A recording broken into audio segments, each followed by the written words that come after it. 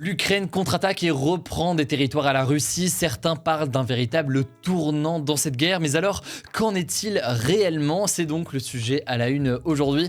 J'espère que vous allez bien. On est parti ensemble pour une nouvelle plongée dans l'actualité en une dizaine de minutes. Alors remettons déjà un petit peu de contexte pour commencer. Lorsque la Russie a lancé son invasion de l'Ukraine le 24 février, elle avait pour ambition de prendre le contrôle de tout le territoire, y compris donc la capitale Kiev. En tout cas, l'avancée et les déploiements progressifs de la Russie laissaient penser cela, puisque l'armée russe était toute proche de Kiev. Mais finalement, fin mars, et face à une résistance ukrainienne peut-être plus importante que prévu, la Russie a annoncé se concentrer sur les régions de l'Est et du Sud de l'Ukraine, des territoires ukrainiens donc, mais où il y a une part importante de personnes qui se sentent russes ou à minima parlent le russe, qui ont des références culturelles communes. On a déjà eu l'occasion d'en parler directement sur cette chaîne. À l'Est et au Sud de l'Ukraine, donc, la Russie a pris une part très importante quand même du territoire ukrainien. D'avril à fin août ensuite, les positions ont relativement peu bougé et fin août, 6 mois donc après le début de la guerre, la Russie contrôlait environ 20% du territoire de l'Ukraine, surtout donc au nord-est, à l'est et au sud, en comptant aussi la région de la Crimée qui est contrôlée par la Russie depuis 2014. Et en fait, jusque fin août, l'Ukraine était davantage dans une posture de résistance et de défense, c'est-à-dire qu'elle essayait à minima de faire en sorte que la Russie ne prenne pas plus de son territoire. Sauf que, récemment, il y a quelques jours tout juste, l'Ukraine a donc lancé une contre-attaque dans le but de récupérer les territoires qui sont actuellement contrôlés par la Russie en Ukraine. Et c'est une contre-attaque qui visiblement semble porter ses fruits. Mais alors, combien de territoires a récupéré l'Ukraine aujourd'hui? Alors, du côté de l'Ukraine, le président ukrainien Volodymyr Zelensky a affirmé ce lundi que l'Ukraine avait récupéré près de 6000 km² de territoire depuis le début du mois de septembre. Un chiffre plus important donc que le chiffre initial de 3000 km²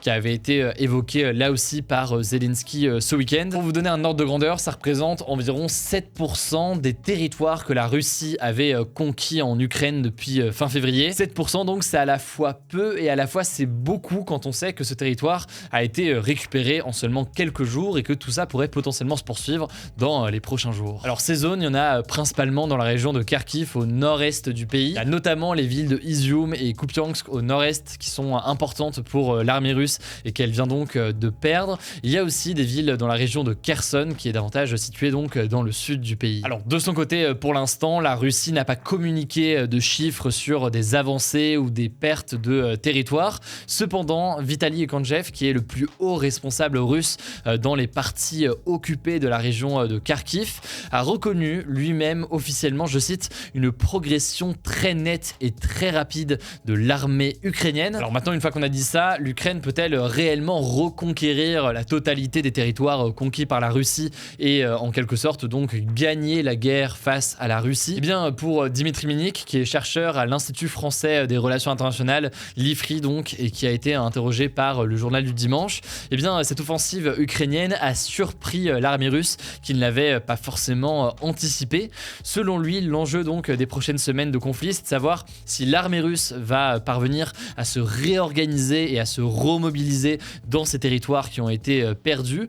Et de son côté, si l'Ukraine va parvenir à solidifier ses nouvelles positions et donc ne pas les perdre au bout de quelques jours. L'autre enjeu par ailleurs pour l'Ukraine, c'est d'essayer de couper en deux en fait les deux territoires contrôlés par la Russie pour désorganiser donc un peu plus l'armée russe et en quelque sorte encercler les Russes qui sont présents au sud du pays. Alors du côté des États-Unis, qui est très clairement donc du côté de l'Ukraine et qui participe très activement à la fourniture de matériel et d'armement à l'armée ukrainienne, le chef de la diplomatie américaine a affirmé qu'il était encore, je cite, trop tôt pour anticiper le résultat de cette contre-attaque de l'armée ukrainienne. Il reste donc prudent, il souligne aussi que la Russie continue de mobiliser énormément de soldats et de munitions et repositionne donc actuellement son armée sur ces territoires. Par ailleurs, beaucoup estiment que le président russe Vladimir Poutine va poursuivre ce qu'on appelle une stratégie de guerre de l'usure. Une usure évidemment vis-à-vis de l'Ukraine, en gros miser sur le fait que l'Ukraine au bout d'un moment ne pourra pas résister aux offensives russes et va donc devoir céder, mais aussi une usure vis-à-vis de ses alliés et notamment l'Union européenne. On en a beaucoup parlé dans le contexte actuel. L'Union européenne se retrouve en très grande difficulté et souffre de gros problèmes, notamment d'un point de vue énergétique. La Russie espère ainsi que dans un tel contexte, eh bien, les Européens vont finir par ralentir leur soutien à l'Ukraine, ce qui forcément donnera un avantage à la Russie. Bref, après plusieurs mois sans grand changement sur le front, pas mal de personnes parlent d'un tournant dans cette guerre, mais alors qu'en est-il réellement? Vous l'aurez compris, aujourd'hui on n'a pas la réponse, tout dépendra donc forcément des prochains jours. En tout cas, agenda intéressant puisque du 20 au 26 septembre, eh bien, c'est l'Assemblée Générale de l'ONU. C'est un rassemblement important à l'international et évidemment la question de l'Ukraine sera absolument centrale. Évidemment, on aura l'occasion d'en reparler du coup dans les prochains jours. Allez, on continue avec les actualités en bref et d'abord cette première information, une nouvelle qui était très attendue en France. Le comité consultatif national d'éthique a rendu ce mardi son avis concernant l'euthanasie. L'euthanasie étant donc le fait de provoquer médicalement la mort d'un patient pour mettre un terme donc à ses souffrances. Actuellement, la loi française interdit l'euthanasie et le suicide assisté, mais elle permet ce que l'on appelle une sédation profonde et continue jusqu'à la mort pour en fait les malades en phase terminale et en très grande souffrance. Concrètement, dans cette situation-là, eh bien, le patient est endormi, les traitements sont stoppés et des antidouleurs sont administrés lorsque la mort est imminente et inévitable. Et cette loi sur la fin de vie pourrait donc potentiellement changer puisque pour la première fois donc le comité s'est dit favorable à la légalisation d'une euthanasie strictement encadrée, sans rentrer forcément dans les détails aujourd'hui, mais de son côté, eh bien, Emmanuel Macron a annoncé ce mardi, suite à ça, le lancement d'une consultation citoyenne sur le sujet. Ça va démarrer au mois d'octobre. L'idée serait potentiellement d'avoir une loi sur le sujet fin 2023. Bref, c'est un débat qui risque d'être présent beaucoup dans les prochains mois. C'est un sujet qui est extrêmement complexe avec pas mal de nuances et par ailleurs un sujet très intime et personnel finalement. C'est un sujet important du coup, si jamais ça vous intéresse, dites-le moi directement dans les commentaires de la vidéo sur YouTube et on pourra en parler du coup beaucoup plus en détail dans le cadre d'une vidéo dédiée prochainement. Deuxième actualité que je voulais voir avec vous à l'international, au moins 49 soldats arméniens sont morts dans la nuit de lundi à mardi. Ça s'est passé lors de nouveaux affrontements entre l'Arménie et l'Azerbaïdjan dans le Haut-Karabakh. Alors le Haut-Karabakh, c'est en fait une enclave de l'Azerbaïdjan, donc une partie de territoire au milieu de l'Azerbaïdjan, mais qui est peuplée donc en immense majorité d'Arméniens aujourd'hui, et donc eh bien l'Arménie et l'Azerbaïdjan se disputent le territoire en ce moment. Il faut savoir que les deux pays se sont déjà livrés deux guerres, une dans les années 90 et une seconde beaucoup plus récemment à l'automne 2020. On en avait beaucoup parlé dans les actus du jour à l'époque. Les combats avaient duré 6 semaines et fait plus de 6500 morts. La situation à l'époque s'était finalement soldée par un cessez-le-feu négocié avec la Russie. Par ailleurs, en parallèle et plus récemment, en mars-avril, à Bruxelles en Belgique, eh bien, les deux pays s'étaient rencontrés pour essayer de faire avancer les discussions pour un futur traité de paix entre les deux pays. Malgré tout ça, donc, eh bien, des affrontements ont repris ces derniers jours. Et suite aux événements de cette nuit, le gouvernement arménien a dénoncé une agression de l'Azerbaïdjan. De son côté, l'Azerbaïdjan a également reconnu des pertes, mais sans donner de chiffres. Là aussi, bref, autre sujet absolument majeur. Je l'aborde rapidement aujourd'hui. On en reparlera plus en détail dans les prochains jours. Troisième information, le lanceur de la fusée Blue Origin, qui est donc l'entreprise du fondateur d'Amazon, Jeff Bezos, s'est écrasé 1 minute après son décollage. Ça s'est passé ce lundi dans le Texas aux États-Unis. C'est donc un échec forcément pour l'entreprise de Jeff Bezos, qui avait par ailleurs déjà lancé avant 22 missions, certaines avec des passagers, et à chaque fois elles avaient été un succès.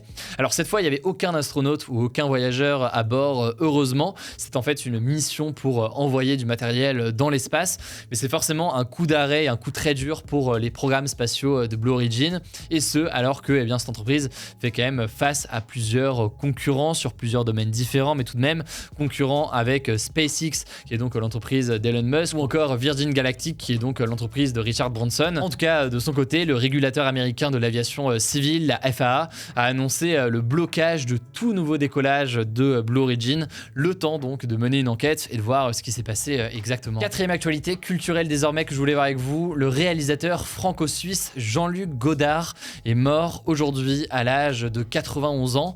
C'était l'une des figures du mouvement qu'on a appelé la Nouvelle Vague, un mouvement de cinéma français qui est apparu dans les années 60. Ce mouvement, pour résumer vraiment grossièrement, c'est un mouvement qui affirmait notamment que le réalisateur était entre guillemets plus important que le scénariste. scénaristes. C'est un mouvement qui défendait d'une certaine façon ce que l'on appelle le cinéma d'auteur et qui avait tendance à refléter la personnalité artistique du réalisateur. Alors Jean-Luc Godard est à l'origine de nombreux films cultes qu'on pourrait citer, comme par exemple À bout de souffle avec Belmondo ou encore Le Mépris et Pierrot le Fou. Il a inspiré donc forcément toute une génération de réalisateurs. Le monde du cinéma lui a rendu hommage aujourd'hui. Cinquième actualité, toujours culturelle d'ailleurs, décidément on enchaîne aujourd'hui aux États-Unis cette fois-ci. Ce lundi soir, c'était la 74e cérémonie des Emmy Awards. C'est donc l'équivalent des Oscars, mais pour les séries plutôt que pour le cinéma. Ce qu'on peut retenir, c'est que l'actrice américaine Zendaya a remporté un Emmy Awards pour la deuxième fois à seulement 26 ans. Emmy Awards de la meilleure actrice pour la série dramatique Euphoria. Côté homme, c'est l'acteur sud-coréen Lee Jung-jae qui a remporté ce prix pour son rôle dans Squid Game. Il s'agit du premier acteur d'ailleurs asiatique à remporter ce prix, mais aussi le premier acteur dans une série non anglophone. C'est donc une première assez importante à noter. Et enfin, la série Succession a remporté l'Emmy de la meilleure série dramatique, comme d'ailleurs en 2020. Et côté comédie, on peut noter notamment la victoire de Ted Lasso. Voilà donc pour le petit état des lieux du palmarès. En tout cas, de mon côté, je ne peux que vous recommander Euphoria évidemment, mais aussi Succession, probablement ma série préférée ou l'une de mes séries préférées.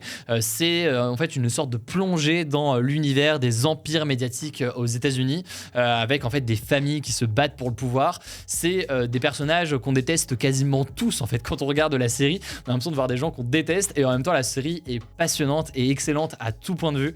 Bref, voilà, je vous recommande vivement la série Succession. Je ne sais pas encore le cas, c'est dispo sur OCS comme d'ailleurs Euphoria, puisque c'est des séries qui sont faites par HBO. Écoutez, voilà donc pour cette nouvelle plongée dans l'actualité en une dizaine de minutes. N'hésitez pas à vous abonner, je ne sais pas encore le cas, pour ne pas louper les vidéos suivantes. Je rappelle d'ailleurs, puisque c'est la rentrée, que on est aussi disponible en version podcast. Donc ces vidéos, vous pouvez aussi les écouter en podcast. Je fais le signe des écouteurs avec mes mains, incroyable, que ce soit par exemple dans les transports, dans les métros ou autres. C'est dispo sur Spotify, Apple Podcast, bref, toutes les applis. Vous tapez Hugo Décrypte, vous allez le retrouver. Écoutez, je crois que j'ai tout dit. Prenez soin de vous, prenez soin de nos proches, et on se dit du coup à demain pour une nouvelle vidéo.